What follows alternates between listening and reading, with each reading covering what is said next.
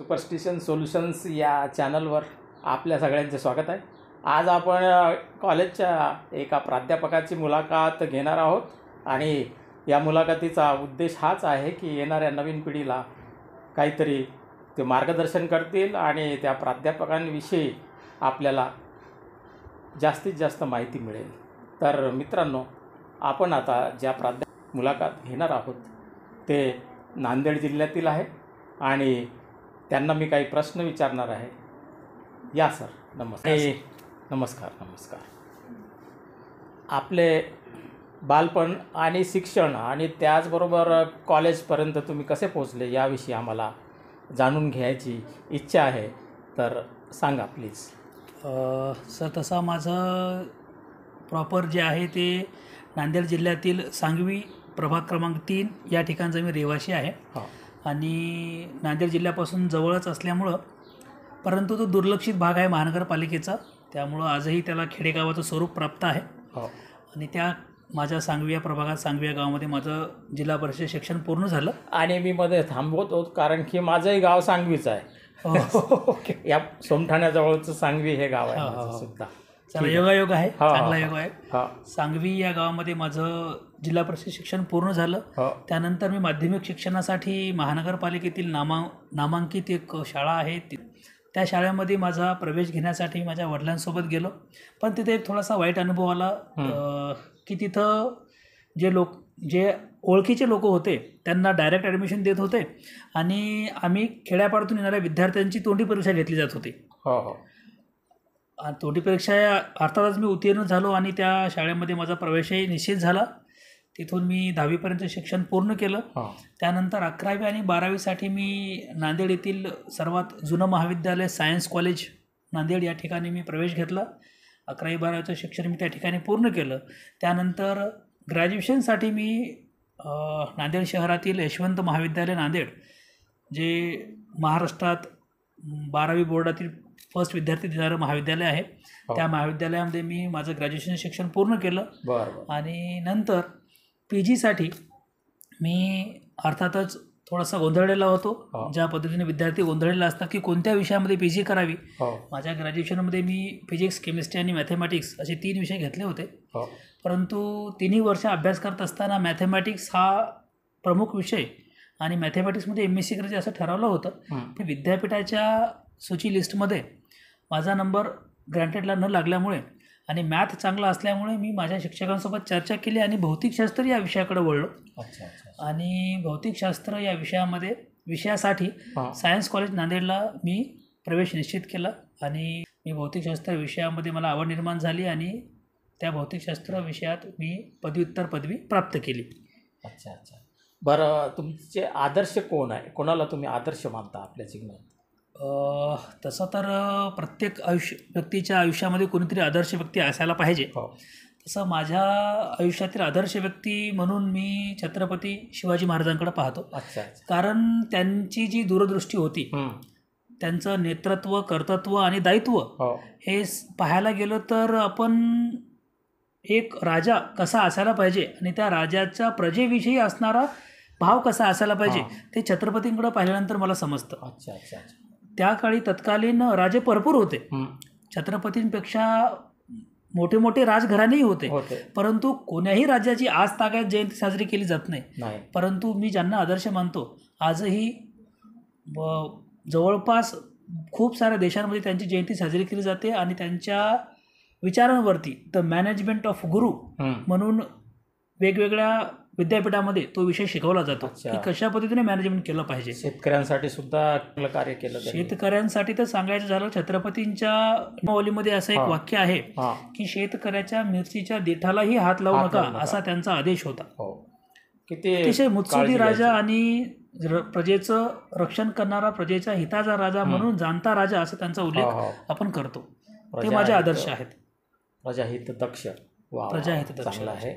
शिवाजी महाराजांचा आदर्श सगळ्यांनी घेतलं पाहिजे, हेच या ठिकाणी सर सांगत आहेत। तर आज स्पर्धेचं युग आहे सर, आणि या स्पर्धेच्या युगामध्ये कन्फ्युजन आहे, सोल्युशन का पता नाही असं म्हटलं जाते, परंतु तुमच्या अनुभवाच्या बोलामधून तुम्ही थोडक्यामध्ये सांगा की स्पर्धा परीक्षेची तयारी विद्यार्थ्यांनी कशी करावी. नक्कीच सर. आज विद्यार्थ्यांच्या आयुष्याकडे पाहिलं तर असं समजते आपल्याला की जी स्पर्धात्मकता विद्यार्थ्यांच्या जीवनामध्ये आहे ते जगात कुठेही पाहायला मिळणार नाही. कारण विद्यार्थी संख्या एवढी मोठी आहे की प्रत्येक एका एक्झामसाठी बसणाऱ्यांची लाखोमध्ये संख्या आहे. तर कोणत्याही स्पर्धा परीक्षेचा अभ्यास करताना त्याचा मूळ मंत्र एकच आहे. मी ही स्पर्धा परीक्षा एक्झाम्स दिलेल्या आहेत. नेट आणि सेट ह्या दोन्ही एक्झाम मी क्वालिफाईड आहे माझ्या विषयातल्या. तर कोणत्याही स्पर्धा परीक्षेचा अभ्यास करण्यासाठी आपल्याला काय सर्वप्रथम त्या स्पर्धा परीक्षेचा नेमका अभ्यासक्रम किती आहे, त्या अभ्यासक्रमामध्ये विषय आपल्याला किती विषयांची परीक्षा द्यायची आहे आणि त्या प्रत्येक विषयाला गुणांचं मूल्यांकन परीक्षेच्या पेपरमध्ये किती आहे ते आधी समजून घेतलं पाहिजे. आणि ती एक्झाम पास होण्यासाठी कोणत्या पेपरला किती गुण आहेत त्यानुसार तुम्ही तुमचा टाईमटेबल तयार केला पाहिजे. टाईमटेबल तयार करून तो टाईमटेबल अंमलात आणला पाहिजे. नियोजनाचं रूपांतर हे सातत्यामध्ये आलं पाहिजे. आणि सातत्य तुम्ही जर केलं तर तुम्हाला ती एक्झाम क्वालिफाईड होण्यापासून कोणीही रोखू शकत नाही. म्हणजे कॉन्सन्ट्रेशननं अभ्यास करावा. सातत्यपूर्ण अभ्यास करावा. रोज अभ्यास करावा. नियमित करावा. म्हणजे एकच उद्देश लक्षामध्ये ठेवून करावा. नक्की. टाइमपास करू नये. नाही. बरोबर. चांगलं तुम्ही मार्गदर्शन केलं आजकालच्या विद्यार्थ्यांनी हे केलं पाहिजे. जास्तीत जास्त कॉन्सन्ट्रेशननं अभ्यास केला पाहिजे. आणि प्रत्येक व्यक्तीच्या जीवनामध्ये आईवडिलांचं स्थान वेगळंच असते. तुमच्या जीवनामध्ये तुमच्या आईवडिलांचं स्थान कसं आहे हे थोडक्यामध्ये सांगाल. सर, निश्चितच प्रत्येकाच्या आयुष्यामध्ये आईवडिलांचं स्थान हे सर्वोच्च असते. अगदी तसाच माझ्याही आहे. माझे आई आणि वडील दोघंही अशिक्षित आहेत. अच्छा. वडिलांनी स्वतःच्या कर्तृत्वावर त्यांना स्वतः शिकले आणि त्यांना वाचता लिहिता येतं, परंतु ते कोणत्याही शाळेमध्ये गेलेले नाहीत. आणि आईवडिलांच्या शिक्षणाची जी काही आस्था होती माझ्याविषयी की तू शिकला पाहिजे आणि कुठेतरी नोकरीला लागला पाहिजे. वडिलांचा सतत एक वाक्य मला नेहमी आठवतं की ते नेहमी म्हणायचे की तू फक्त चांगला अभ्यास कर. आणि या एका वाक्यानं मला खूप पाठबळ दिलं. आणि काही नसताना, परिस्थिती अगदी बेताची असतानाही मी अभ्यास केला आणि आज एका नामांकित संस्थेमध्ये प्राध्यापक म्हणून रुजू झालेला आहे. अच्छा. चांगली गोष्ट आहे. आणि मी तुम्हाला सांगू इच्छितो मित्रांनो की सरांचे वडील वारकरी संप्रदायाचे आहे. तुकाराम महाराज आणि पंढरपूरचे विठ्ठल ह्या सगळ्या वारकरी संप्रदायामधील चांगल्या गोष्टी त्यांनी आपल्या जीवनामध्ये आणलेल्या आहेत. ते एक प्रकारे प्रबोधनकार आहेत. व्यक्ती किती शिकला याला जास्त महत्त्व नसते, तर तो किती शहाणा आहे, त्याच्यामध्ये किती शहाणपण आहे, तो किती खरा बोलतो, प्रामाणिक आहे, याला महत्त्व फार आहे असं सांगितलं जातं मित्रांनो. त्याचबरोबर मी सरांना एक प्रश्न विचारतो की आपल्या पत्नीचं हे महत्त्व आपल्या जीवनामध्ये असतेच आणि तुमच्या जीवनामध्ये आरतीताईचं महत्त्व किती आहे? निश्चितच सर, प्रत्येक यशस्वी पुरुषामागे एका स्त्रीचा हात असतो असं म्हटलं जातं. अगदी त्या अनुषंगाने माझ्याही पत्नीचा माझ्या यशामध्ये नक्कीच वाटा आहे. तो वाटा कुठं दिसत नाही, परंतु तो गुपित असतो. कारण माणसाला मेंटली आणि शारीरिकदृष्ट्या सबळ ठेवायचं काम त्या घरची महिला करत असते. आणि अगदी तशीच माझी पत्नी पण आहे की जी मला काही प्रसंगी किंवा ताणतणाव आला तर ती मला त्या ताणतणावातून दूर ठेवते. आणि एक प्रसिद्ध वाक्य आहे, कुणाचंही माहिती नाही, की स्त्री ही क्षणिक पत्नी आणि आनंद काळाची माता असते. अगदी त्याच प्रकारे की ती माझी काळजीही घेते. वेळोवेळी कुठं जर चुकत असेल ती मला मार्गदर्शनही करते. म्हणजे पत्नी ही वेगवेगळ्या भूमिकांमधून जाते. कधी आपली पत्नी असते, कधी आई असते, कधी मैत्रीण असते. वेगवेगळ्या भूमिकांमधून ती आपल्याला, आपल्या परिवाराला आणि आपल्या ती एक सहकार्य करतात. स्थायिक सहकार्य करतात. आणि एज्युकेशन किती झालेलं आहे? पत्नी माझी पदव्युत्तर पदवी आहे. MSc झुलॉजीमध्ये तिचं पदवी पूर्ण झालेलं आहे. अरे बापरे. म्हणजे तिला पण या अध्यापनाच्या क्षेत्रात यायचं आहे का पुढे? तिची इच्छा आहे. तिची सध्या आता स्पर्धा परीक्षेची तयारी चालू आहे का? वा वा वा, चांगलं आहे, बढिया. म्हणजे एज्युकेटेड घराणं आहे मॅडमचंही, त्यांचे वडील शिक्षक आहेत. हो हो हो. वा वा, चांगलं आहे, बढिया. दोन्ही जिल्हा परिषदला शिक्षक असल्यामुळं कदाचित तिच्याही अंगी ते शिक्षणाचे गुण आलेले आहेत आणि ती PG तिनं पोस्ट ग्रॅज्युएशन MSc फार झुलॉजी चांगलं आहे. केलेलं आहे. आणि आमच्या सदिच्छा आहे मॅडमला. धन्यवाद सर, आणि धन्यवाद. माझ्या विषयातील प्रश्न विचारतो की भूत, भानामती, जादूटोणा, तंत्रमंत्र हे आहे का, आणि विद्यार्थ्यांना शिकवत असताना तुम्ही कोणत्या प्रकारे मार्गदर्शन करता हे थोडक्यामध्ये सांगा. निश्चित सर, निश्चित. या प्रश्नाचं उत्तर द्यायला मला आवडेल की भूत, भारामती, प्रेत ह्या कुठल्याही घटना किंवा संकल्पना ह्या सगळ्या थोतांड आहेत. आत्मा सगळ्या थोतांड आहेत. बरं. आजपर्यंत तागायत कुणीही याचा प्रत्यक्ष सैद्धांतिक पुरावा कुणीही दिला नाही.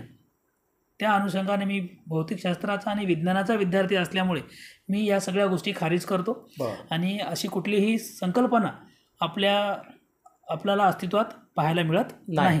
आणि मी माझ्या विद्यार्थ्यांना विज्ञानाचा विषय असल्यामुळे प्रत्येक गोष्ट प्रात्यक्षिकदृष्ट्या म्हणजे प्रॅक्टिकली प्रूफ करून दाखवतो.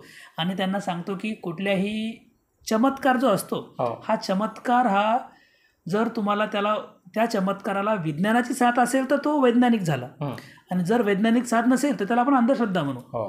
आणि आपण अंधश्रद्धेवरती विश्वास ठेवू नका, हा माझा विद्यार्थ्यांसाठी एक सल्ला असेल. अच्छा अच्छा. बघितलं मित्रांनो की सरांनी सायन्स या फील्डमधील कठीण विषय फिजिक्सचे असून त्यांनी किती कठीण परिश्रम केले, त्यांच्या जीवनामध्ये जे चढ उतार आलेले आहे, आईवडिलांचं स्थान, पत्नीचं स्थान, त्यांनी काय काय शिक्षण घेतलं आणि समाजासाठी ते काय करणार आहेत हे आपल्याला सविस्तर सांगितलेलं आहे. जे उच्च पदावर पोहोचतात त्यांना कठीण परिश्रम करावाच लागतो, कारण की यशाला शॉर्टकट नाही असं म्हटलेलं आहे. बरोबर आहे. म्हणून प्रत्येकाने परिश्रम आणि परिश्रम केलं पाहिजे. हम होंगे कामयाब यासाठी प्रयत्न केला पाहिजे, काम केलं पाहिजे, यश अवश्य मिळेल. इसलिए तो कहा गया है दोस्तों कि सफलता हासिल करने वाले कोई अलग काम नहीं करते, वो उसी काम को अलग अंदाज से करते हैं. तुमच्यामध्ये जेवढी कॅपॅसिटी आहे तेवढीच इलेक्ट्रिसिटी वापरा. तुमच्या टॅलेंटमध्ये ज्या गोष्टी बसतात, मेमरीमध्ये फिट होतात, तर त्याच विषयाला घ्या. नुसतेच फक्त आईवडील सांगतात की मी डॉक्टर नाही बनलो तर तुला डॉक्टर बनवतो, मी इंजिनियर नाही बनलो तू इंजिनियर बन, मी हे नाही बनलो तू ते बन, जबरदस्तीनं मुलांवर थोपवू नये. असंच वाटतं तुम्हाला? नक्की सर, म्हणजे मुलांना जे जमते तेच करू द्यायचं. विद्यार्थ्यांच्या ज्या काही क्षमता आहेत त्या क्षमता ओळखून जर पालकांनी आपल्या पाल्यांना त्या स्पर्धेसाठी किंवा त्या परीक्षेसाठी तयारी करून घ्यावी असं मला वाटतं. विनाकारण आवाजवी अनास्थायी जास्त आपल्या विद्यार्थ्यांकडून अपेक्षा ठेवू नये जेणेकरून त्यांचं शारीरिक आणि मानसिक संतुलन व्यवस्थित राहावं. चांगलं आहे. तर ही मुलाखत तुम्हाला आवडल्यास माझ्या चॅनलला सबस्क्राईब करा, व्हिडिओला लाईक करा, शेअर करा आणि प्रयत्न करा. प्रयत्न केल्यानंतरच तुम्ही पुढे जाल. घरी बसून काहीही होणार नाही. एका कॉलेजच्या प्राध्यापकांची आपण मुलाखत घेतली, त्यांचे अनुभव ऐकले, आपल्या ज्ञानात भर पडली. म्हणून परिश्रमाला पर्याय नाही, ही गोष्ट लक्षात ठेवा. सर आले, त्यांनी माझ्या प्रश्नांची उत्तरं दिली, त्याबद्दल मी सरांचे आभार व्यक्त करतो आणि इथेच थांबतो. धन्यवाद. धन्यवाद.